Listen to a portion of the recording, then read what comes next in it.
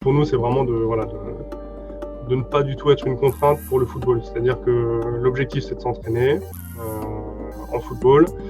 Et l'idée, c'est vraiment que la charge externe ne soit pas un obstacle lors de la séance.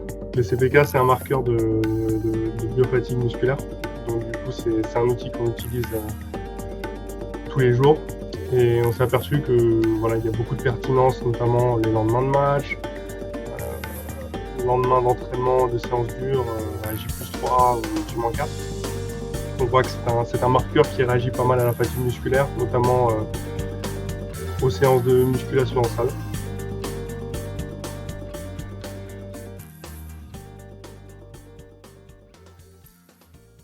Merci, merci Léo d'être avec nous. J'ai l'habitude de démarrer ces interviews avec des questions un peu décalées. Ça permet de rentrer dedans sans se prendre la tête. Raconte-moi ton week-end, comment il s'est passé?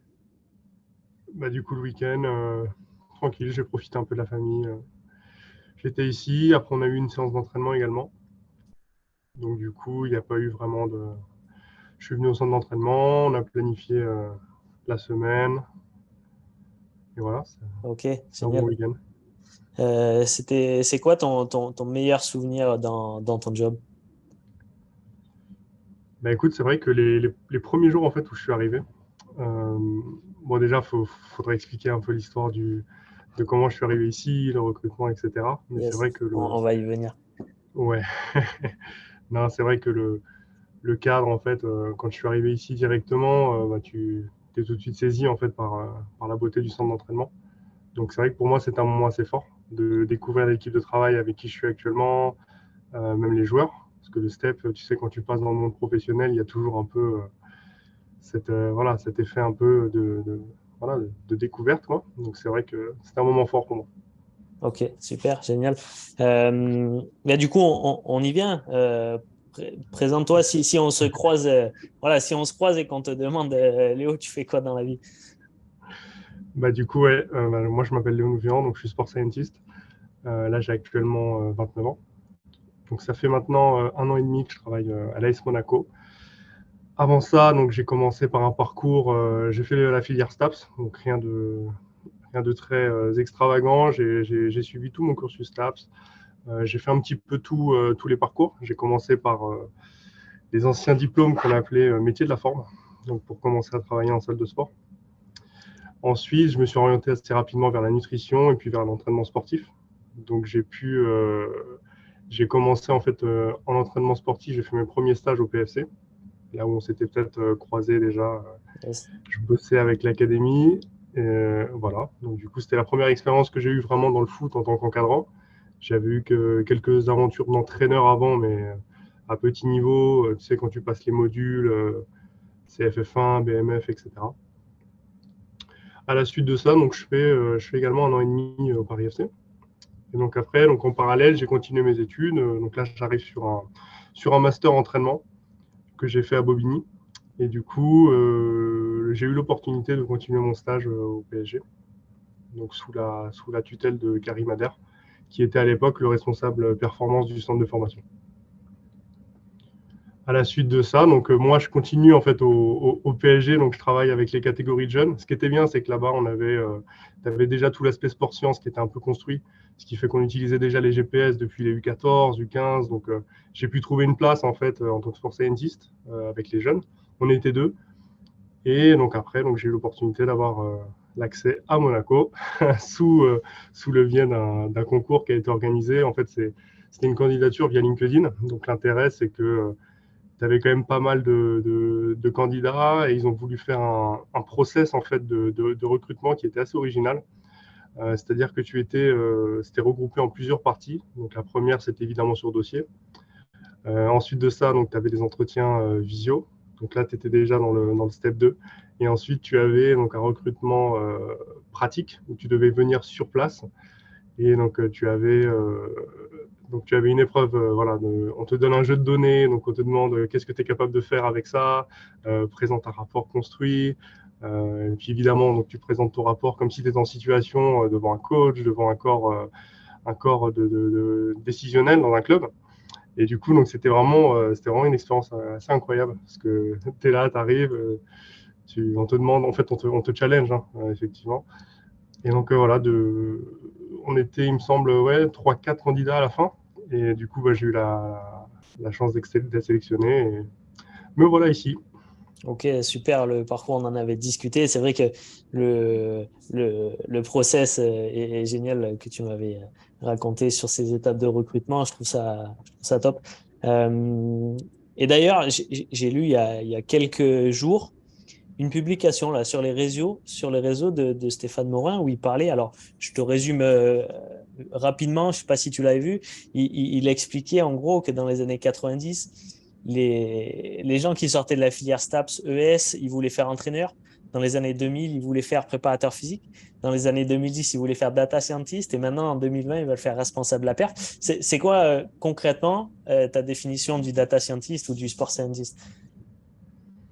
En fait, du coup, quand tu es sport scientist, selon moi, c'est vraiment apporter une valeur ajoutée liée à toute l'activité qui concerne enfin, le terrain. Donc c'est vrai qu'on peut être tenté, voilà, on peut très bien décrire ces nouveaux métiers, on a l'impression que voilà, l'évolution, plus il va y avoir de métriques, plus il va y avoir d'outils, plus il va falloir absolument toutes les utiliser. C'est vrai que nous, on s'aperçoit aujourd'hui que la réalité, c'est vraiment de choisir, en tout cas, enfin, je ne sais pas si c'est la réalité, hein, mais l'intérêt pour nous, c'est vraiment de choisir des métriques qui sont les plus pertinentes possibles, qui ont le moins de coûts d'utilisation, on va dire, que ce soit aussi bien humain, matériel, et vraiment qu'il y ait un retour effectif sur le terrain.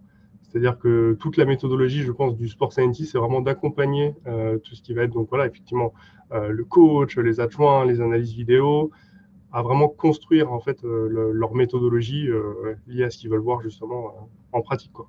Ouais, voilà.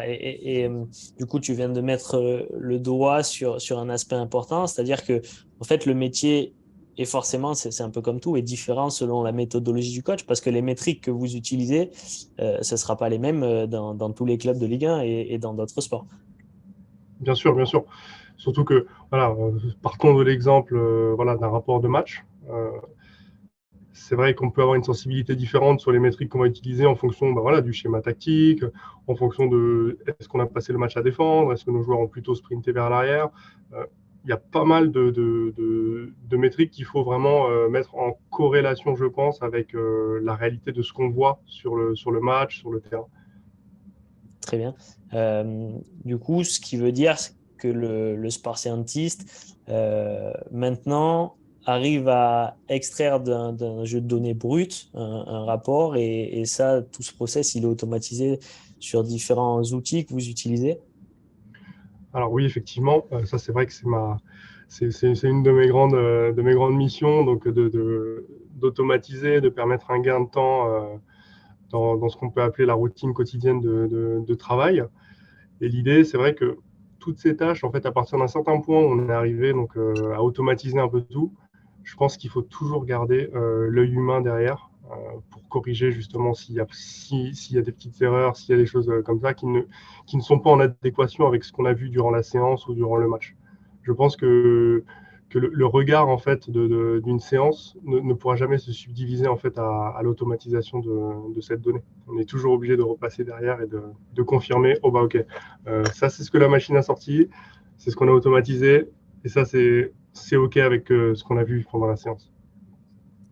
Excellent. Et est-ce que du coup, vous faites des groupes de travail quotidiens avec alors, je dirais un petit. Enfin, j'ai une question après sur le staff, mais j'ai vu que c'est un staff hyper conséquent. Mais disons que sur le côté perf, vous faites des points tous les jours sur ces données, sur les décisions qui vont être prises pour animer les séances d'entraînement et sur les bilans. Comment ça se Bien passe? sûr, bien sûr. Alors en fait, on a un fonctionnement sur des réunions collégiales avec tous les parties prenantes du staff, que ce soit le corps médical ou aussi bien le staff performance. Comme tu l'as dit, c'est vrai qu'on fonctionne très bien en équipe. Voilà, on a 3 prépas, 2 sport scientists. Après, tu as un corps médical avec plusieurs kinés également, 2 médecins-chefs. Juste pour ne citer que, mais c'est vrai que voilà, on arrive tous les jours à s'accorder, donc avec la houlette bien sûr de nos responsables performance, qui sont donc Yann Lemeur, James. Euh, donc grâce à avec leur impulsion, donc on arrive à organiser les réunions quotidiennes, hebdomadaires, Et du coup, à chaque fois, on essaie de recouper toujours les besoins du joueur et les besoins du collectif. On arrive toujours à balayer ces deux champs de vision. Ok. Et est-ce que du coup, vous intervenez, enfin, toi en tant que sport scientist, uniquement sur le fonctionnement, je dirais, collectif de l'équipe, ou est-ce que parfois ça vous arrive de jeter un œil sur les joueurs blessés, sur la raquettisation, sur des axes, disons, transversaux? Oui, bien sûr. Mais comme tu dis, c'est vrai que on peut souvent être sollicité donc voilà, par exemple par des collègues kinés. C'est vrai que par exemple s'il y a un article de littérature qui peut nous intéresser sur un certain type de pathologie ou sur un processus de rehab, c'est vrai que là on peut être sollicité. Ou alors pour voilà, suivre une charge hebdomadaire de quelqu'un qui est blessé, d'un joueur qui souhaite se rapprocher le plus rapidement du terrain, quels sont ses besoins à la semaine. On peut effectivement être sollicité et apporter, le sport scientist peut apporter son aide à ce niveau-là. Ok. Et concrètement, du coup, comment se passe une journée type, toi, au sein de l'AS Monaco? Alors bah, du coup, ouais, la journée type, c'est vrai que donc, tu arrives le matin, donc, tu as la première réunion. En fait, c'est la réunion du jour comme je pense qu'il y a dans tous les clubs. Voilà, c'est la réunion où tu mets un peu tout à plat, tu expliques le programme de la journée. On reçoit également le programme la séance du coach. Donc, ensuite, on va décrypter, mettre en accord est-ce que tel ou tel joueur est plutôt adapté ce jour-là. Donc vraiment, on organise en fait la journée. Elle est organisée à partir de ce moment-là. Ensuite, tu as donc les CPK. Donc ça, c'est un outil de mesure qu'on fait quasiment quotidiennement quand même. Donc c'est la prise de sang. Ouais, on avait vu, j'ai vu une vidéo il y a quelques temps qui est sortie sur les réseaux. Rappelle à ceux qui écoutent ce que c'est, les CPK. Ouais, donc les CPK, c'est un marqueur de biofatigue musculaire. Donc du coup, c'est un outil qu'on utilise tous les jours. Et on s'est aperçu que voilà, il y a beaucoup de pertinence, notamment les lendemains de match, euh, lendemain d'entraînement de séances dures à J+3 ou J-4. On voit que c'est un marqueur qui réagit pas mal à la fatigue musculaire, notamment aux séances de musculation en salle. Donc voilà, en fait, on mesure quotidiennement avec une goutte de sang, hein, c'est assez rapide à faire, mais c'est vrai que ça nécessite effectivement un staff, parce que tu as une machine, tu as quand même pas mal de consommables, donc d'un point de vue pratique, ça prend aussi le sens d'avoir un staff, des sport scientists qui peuvent s'en occuper. Et on s'est aperçu que c'est quand même une mesure qui réagissait très bien à la fatigue et à la charge d'entraînement. Qui vous apporte du coup de l'objectivité dans vos Exactement. décisions et pas simplement est-ce que tu es fatigué, oui, non, parce qu'on sait que sur ces Ouais, ouais. questionnaires, on peut toujours avoir des. Et puis je pense que c'est quand même une belle richesse d'avoir un tel outil ici. On a cette chance-là, donc c'est vrai que autant l'utiliser. En parallèle de ça, on le couple avec des données de wellness. Donc on a des questionnaires, simplement déjà par des brefs échanges avec les joueurs le matin en arrivant. On a une espèce de sas où les joueurs passent et on prend un petit peu la température. Salut, ça va, tu vas bien. Il faut aussi que les échanges restent humains quand même. Yes. Donc voilà, donc on a toutes ces choses-là. Une fois que toutes ces données sont collectées, donc tu as les retours qui sont faits donc, aux différentes parties prenantes, coach, tout le monde. Et du coup, là après, donc, on prépare la séance, préparation des GPS, préparé pour chacun, mise en place de l'antenne pour l'utilisation du live sur la séance. Voilà, la séance se déroule, on collecte les données, rapport, et du coup, après, donc, il y a les phases de débrief. Et ensuite, la journée continue si jamais on veut travailler sur des projets pour le club. Ok. En termes d'intervention pendant la séance, est-ce que ça vous arrive d'intervenir? Est-ce que l'organisation est faite de manière à ce que ce soit le staff technique, prépa, qui gère les contenus, ou est-ce que ça vous arrive à dire on a atteint les cibles, on bloque? Ouais, ouais.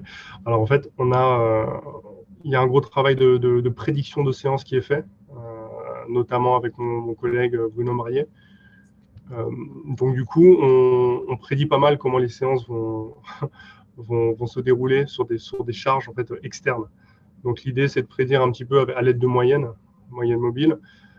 Sur des jeux réduits, on a une grosse banque de données et c'est vrai que ces jeux réduits sont on observe assez peu d'écart en fait en fonction des jours.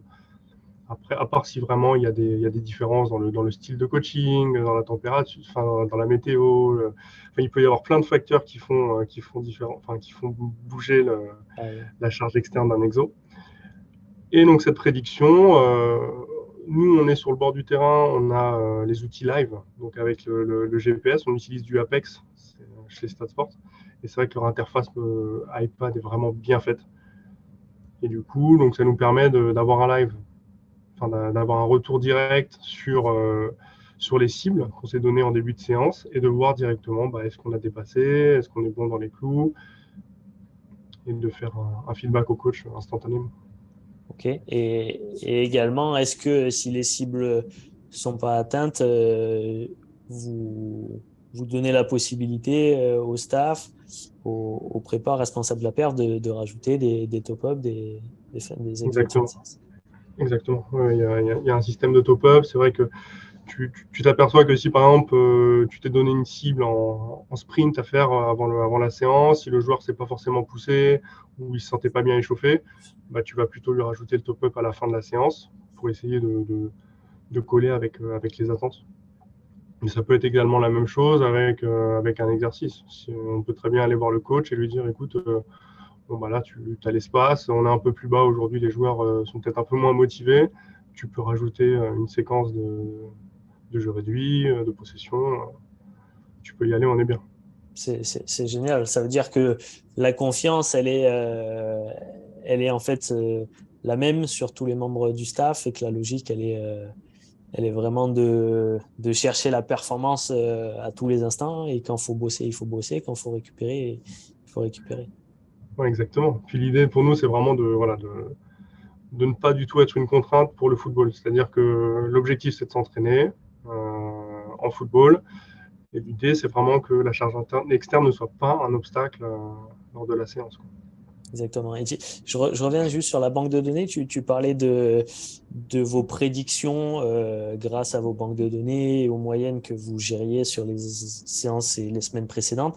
Ce qui veut dire qu'en fait, quand on fait un jeu réduit, qu'on connaît les dimensions, qu'on connaît les variables de management, les consignes, nombre de touches de balle, etc., vous restez logiquement toujours sur les mêmes temps de travail ou est-ce que ça peut varier d'une semaine à l'autre? Alors effectivement, oui, ça peut varier. Hein. C'est toujours du contextuel. Hein. Tu peux avoir par exemple un jeu réduit et le score est défavorable ou pour une des deux équipes, donc tu rajoutes une manche. Enfin, il y a plein de facteurs qui rentrent en compte. J'ai parlé tout à l'heure du coaching, j'ai parlé des dimensions. Ça peut très bien être l'ajout de remplaçants, l'ajout de flotteurs. Ça peut être, il y a plein de facteurs. Il y a eu pas mal de papiers, hein, notamment sur la planification en termes de jeux réduits qui ont été faits. Et c'est vrai qu'on s'appuie beaucoup sur ça. Ok, top. Donc, si je résume un peu votre mission, je parle du Sport Scientist, de ton rôle, de celui de Bruno. Vous êtes en fait des facilitateurs et des soutiens pour l'ensemble des facteurs de la perf. Tu as évoqué plus en détail là, le côté gestion des données et un peu évoqué plus tôt tout à l'heure le côté recherche et biblio. Comment ça se passe ce côté? C'est vrai que on travaille beaucoup avec la biblio. Hein, on essaye d'être au maximum, pas influencé, mais on essaye vraiment de s'appuyer sur la littérature scientifique. Et c'est vrai qu'on s'aperçoit qu'aujourd'hui, plus ça va, plus nos recherches s'affinent vers les thématiques qui sont pertinentes sur le terrain. Voilà, ça peut être par exemple les articles qu'on peut rechercher aujourd'hui, ça va être surtout sur de l'épidémiologie, sur des mécanismes de blessure, appuyé sur de la vidéo. On essaie vraiment de rentrer le plus possible dans le vif du sujet. Yes. Et sur notre fonctionnement au club, en tout cas sur la biblio, c'est vrai que effectivement, évidemment, on travaille avec des collègues qui sont très avancés aussi, avec Yann Lemeur, etc., Bruno. On est très avancé sur la méthodologie scientifique. Donc, et vous cherchez du coup à tout comme les rapports de données de charge externe, extraites des GPS, à transmettre les informations le plus simplement possible. J'avais écouté Bruno il y a quelques mois de ça, qui disait qu'il faisait aussi des fiches. On parle du staff depuis tout à l'heure, mais aussi pour les joueurs. Vous pouvez transmettre des données aux joueurs. Comment ça se passe Alors, ces c'est marrant que tu échanges-là? dises ça parce que ouais, pas plus tard que tout à l'heure, il y a encore un joueur qui est monté, qui est venu voir dans le bureau parce qu'il était intéressé par ces données. Donc, il voulait voir un peu ses données de match, ses semaines. Et c'est vrai que c'est des choses qui sont assez récurrentes ici. On s'aperçoit que les joueurs, en fait, enfin, l'objectif pour nous, c'est aussi de susciter un intérêt de leur part. Ça peut très bien être, voilà, après la séance, ils peuvent venir voir un peu leur performance, on leur explique un peu leur profil, mais ça peut très bien aussi être à la fin de la séance. Comme je t'ai dit tout à l'heure, on utilise le live sur l'iPad. Donc c'est vrai qu'ils aiment bien, après la séance, venir consulter leurs données. Donc on essaye en fait à chaque fois d'avoir le plus de clarté possible quand on leur présente leur perf. Et c'est vrai que notre mission est réussie quand on arrive à faire passer l'information.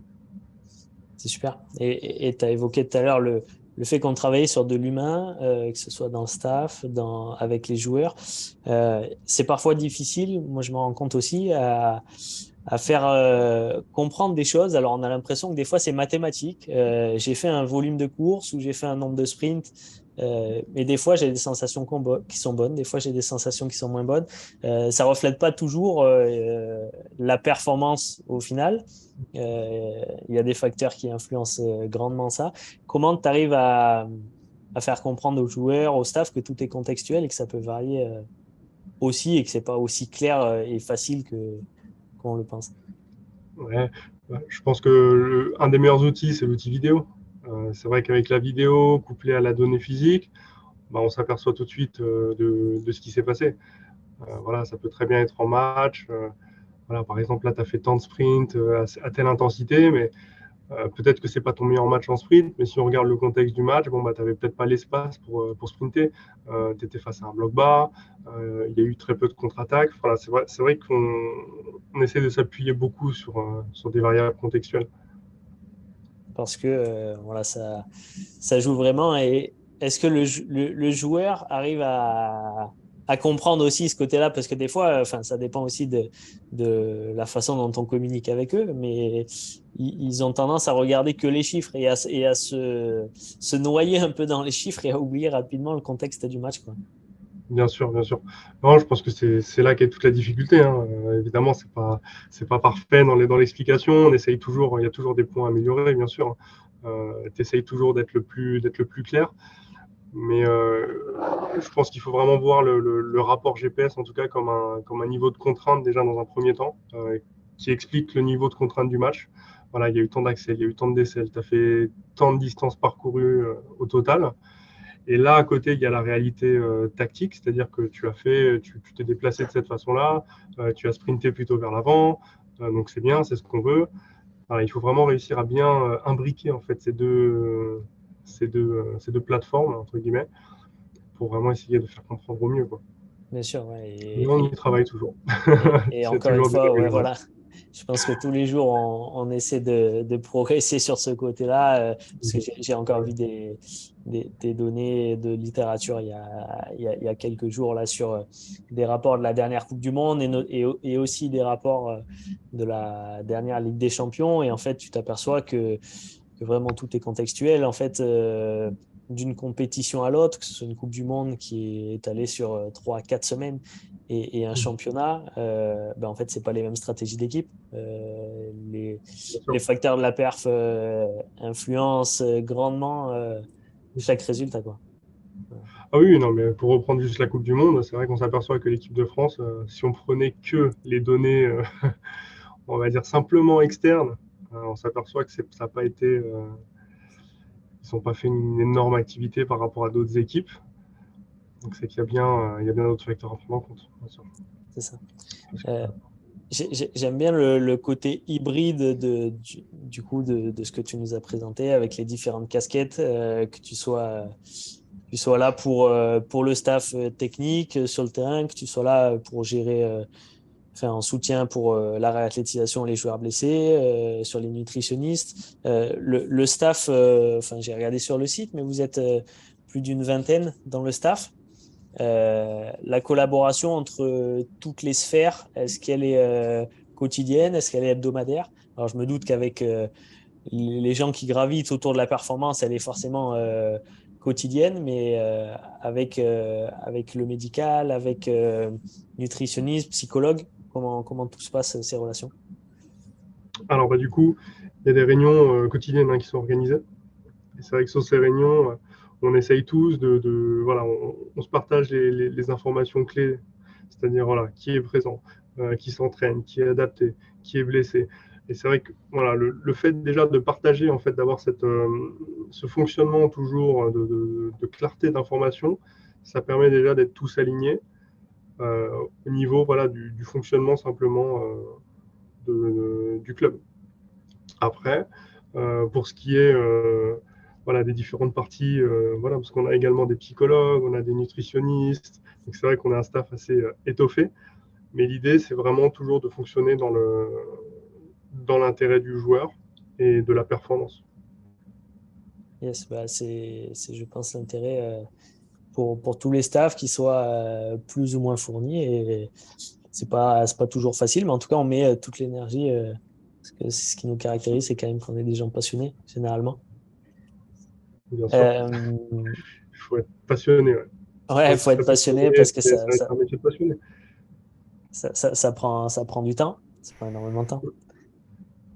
Euh, pour clôturer le côté mission et job, je reviendrai parce que c'est aussi un peu à la mode et on voit beaucoup des fois de l'utilisation de données et des statistiques utilisées par des journalistes maintenant.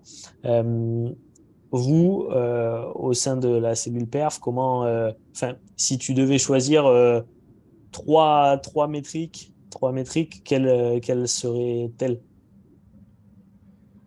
C'est assez compliqué, mais c'est ouais, 3 métriques.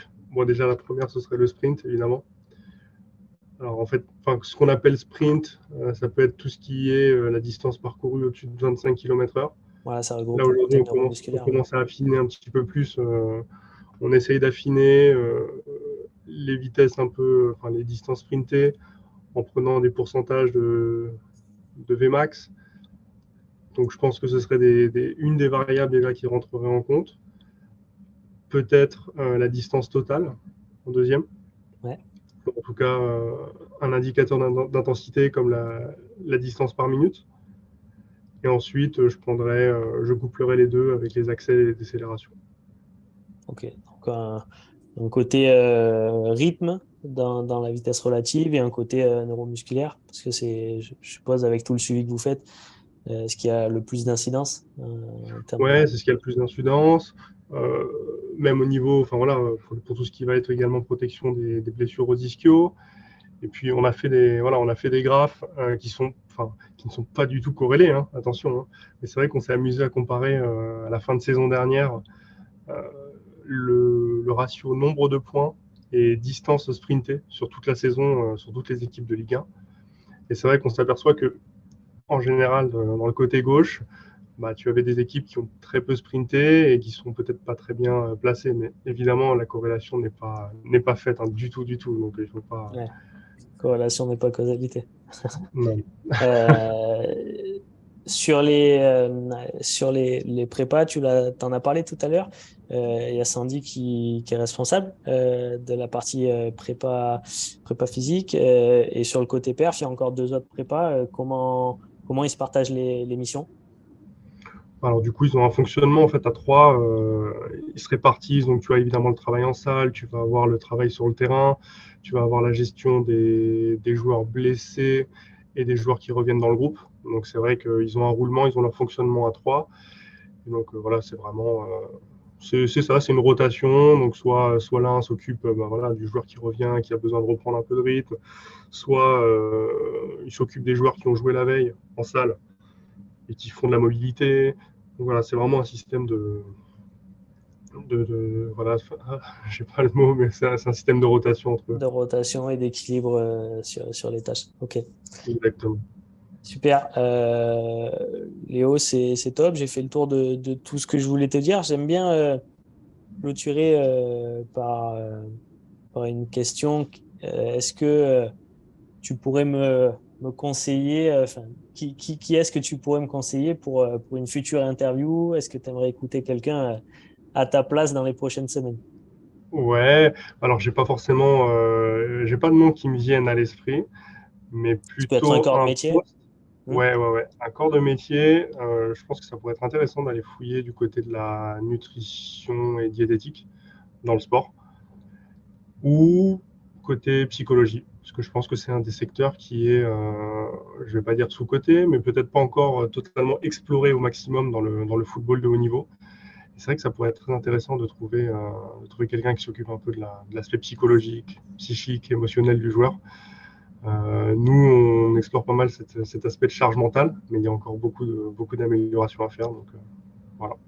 Ok, ça me parle complètement. Je pense que c'est deux sujets passionnants. La nutrition, parce que voilà, ça m'intéresse personnellement de par les formations et le cursus que j'ai.